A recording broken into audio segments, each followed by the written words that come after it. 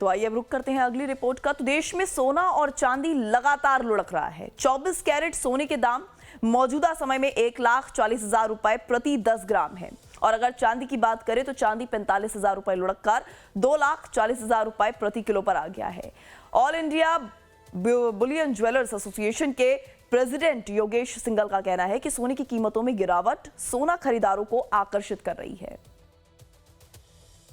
इस समय आप अगर सोना चांदी खरीदना चाहते हो तो आपके लिए थोड़ा सा मुनासिब जो समय है वो आ चुका है। जाहिर है योगेश सिंघल जी हमारे साथ हैं जो all India bullions jewellers association के प्रेसिडेंट हैं। सर, जो दाम हैं वो गिर रहे हैं, क्या वजह है कि सोने चांदी के जो दाम हैं वो गिर रहे हैं?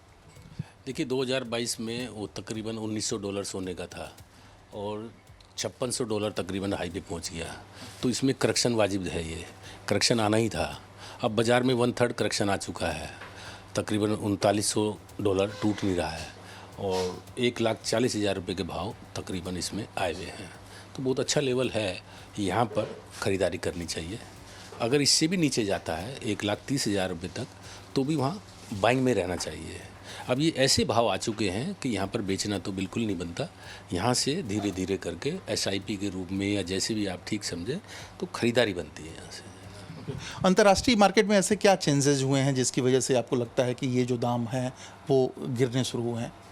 देखिए तो क्रूड ऑयल की समस्या जो हार्मुज स्टेट का था वो तकरीबन ठीक हो गया है।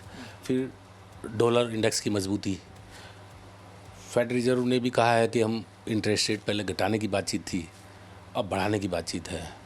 तो ये पैसा सोने में से निकल के शेयर बाज़ार में चला जाता है, बॉन्ड में चला जाता है।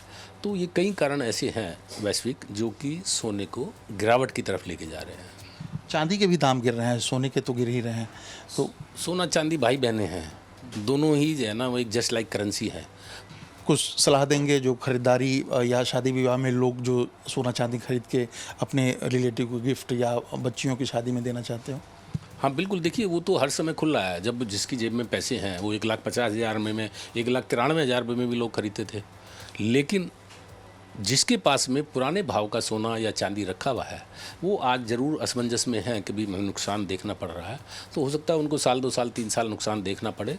अगर वो लॉन्ग टाइम की कैपेसिटी रखते हैं तो उनको इन भाव में बने रहना चाहिए, उस सोने को चांदी को नहीं बेचना चाहिए।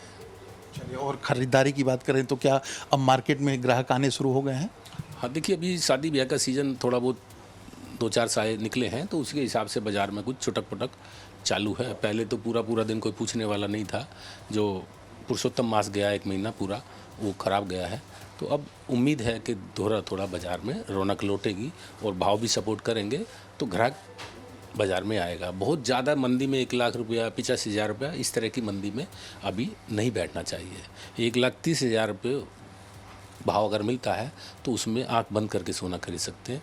1,40,000 रुपये का जो भाव है ये भी $3900 देखिए कितनी बार लग चुके हैं लेकिन टूट नहीं रहे हैं। तो ये बहुत ही अच्छे लेवल हैं, इनको एंजॉय करना चाहिए। चलिए, जाहिर है कि जो जानकार लोग हैं साफ तौर पे कहना है कि अगर इस समय आप चाहते हैं कि सोना चांदी खरीदें तो आपके लिए जो समय है मुफीद है।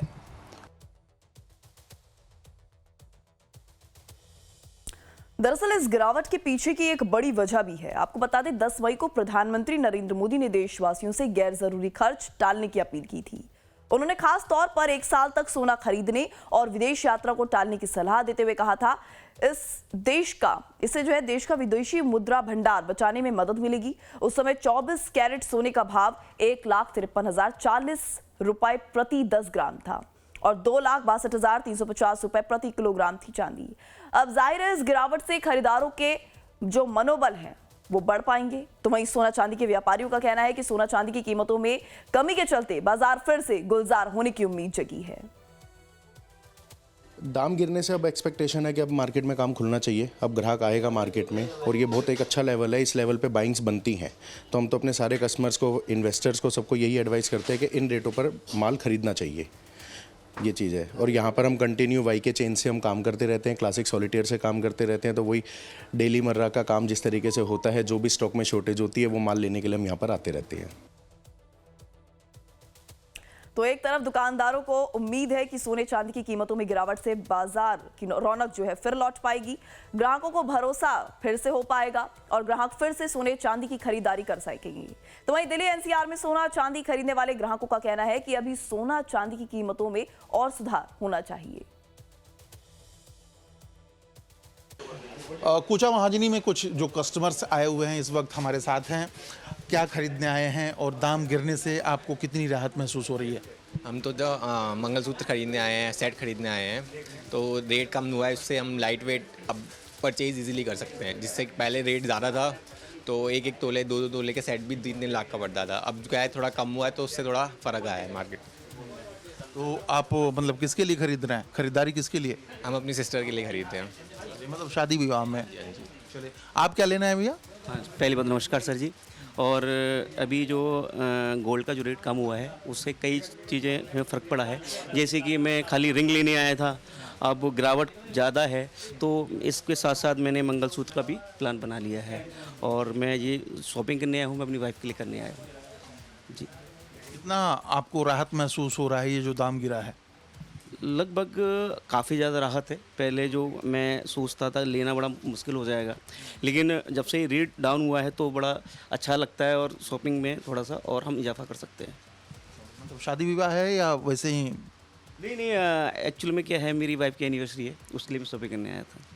जाहिर है दाम गिरने की वजह से जो लोग पहले थोड़ा संकोच कर रहे थे वो भी अब खुल के खरीदारी करना शुरू कर दिए हैं। कैमरामैन राजू चौहान के साथ मैं प्रशांत त्रिपाठी, लाइव टाइम्स, कूचा महाजनी, दिल्ली।